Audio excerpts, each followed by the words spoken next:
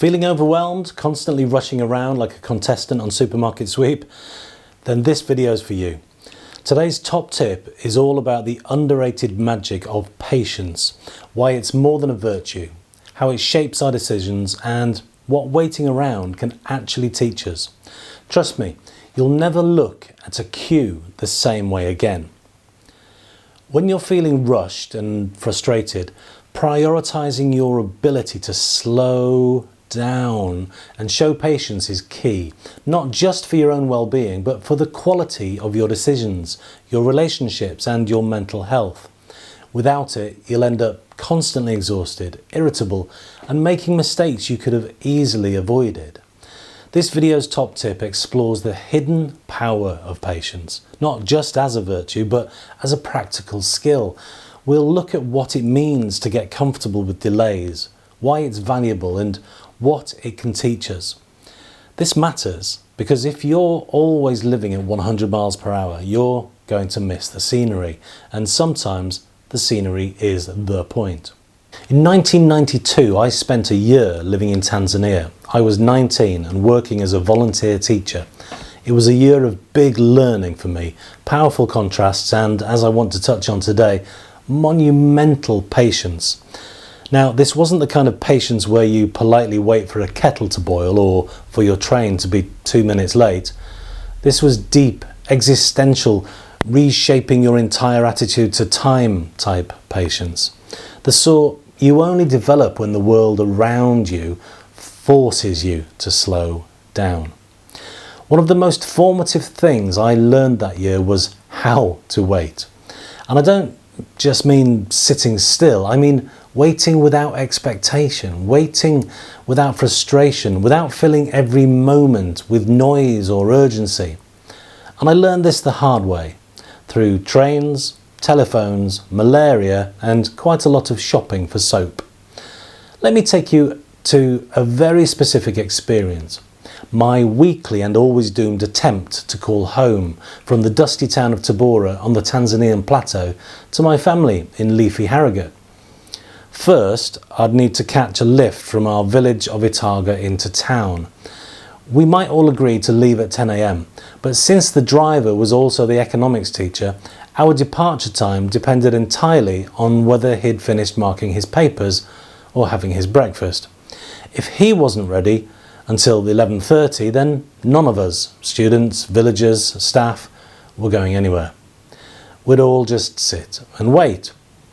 Once we eventually got moving in the battered Toyota pickup, we might then hit a detour.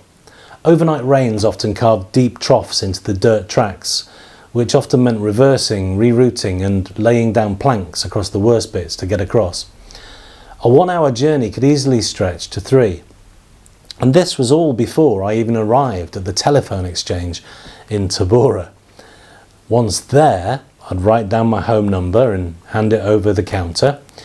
Then I'd sit, wait, hope.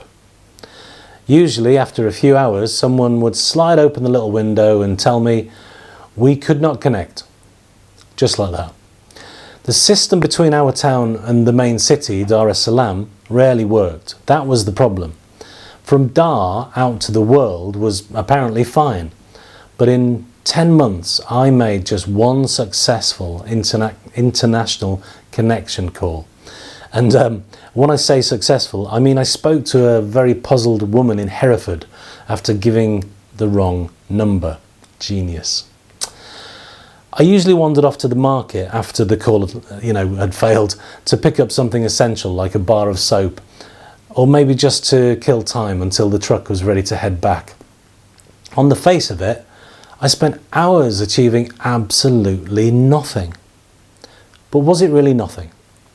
That year tested my patience in ways I've never experienced since. Like the 12-hour train delay where we sat motionless in Tabora station for what felt like forever, with no idea when, or indeed if, we'd ever get moving. Or the time I got stranded in Singida for 3 days because my travelling companion came down with malaria and couldn't drive. No one panicked, no one moaned. It just was. And it wasn't just the big delays, the medical emergencies, the broken transport or the missed phone calls. It was also in the everyday things.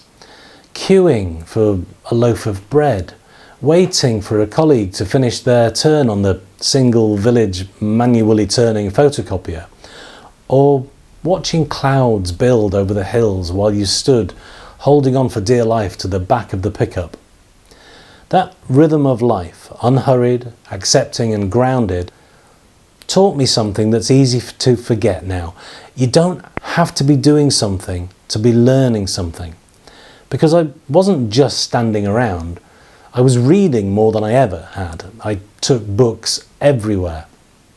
Also, I started noticing more. The landscape, the interactions, the small changes. I became more reflective, more tolerant, and less prone to anger when things didn't go to plan. The modern world does not reward patience. Everything is instant. Texts, deliveries, search results, expectations. But here's the catch. Not everything important can be rushed. If you want stronger relationships, better decisions, or even a better sense of self, you need time. You need space. You need to let things unfold. We often conflate movement with progress. If you're not busy, you're not succeeding. But as I learned on the back of that pickup truck, stillness isn't the enemy of progress. It's the environment in which patience grows. And patience is what lets you weather the storms, reroute when the road disappears, and keep perspective when things go wrong. So what does this mean for us now in the age of broadband and instant noodles? Well, one thing I've taken from that year and try to remember, not always successfully, is to stop getting cross about things that I can't change. Stephen Covey talks about the circle of influence. Focus on what you can affect and let the rest go. That's patience in practice. Whether it's a cancelled train, a delayed email, or a project going off track, getting angry rarely helps. But preparing for the delay, accepting it and using that time, well, that's gold dust. So this top tip is to learn the difference between pointless waiting and powerful patience. Next time you're stuck in a queue or delayed on your commute, resist the urge to grumble. Take a book, breathe, think, let your mind slow down. And remember, some of the best growth happens when you're going nowhere. If you enjoyed this, give it a like and hit subscribe, and let me know in the comments, what's your most memorable waiting story?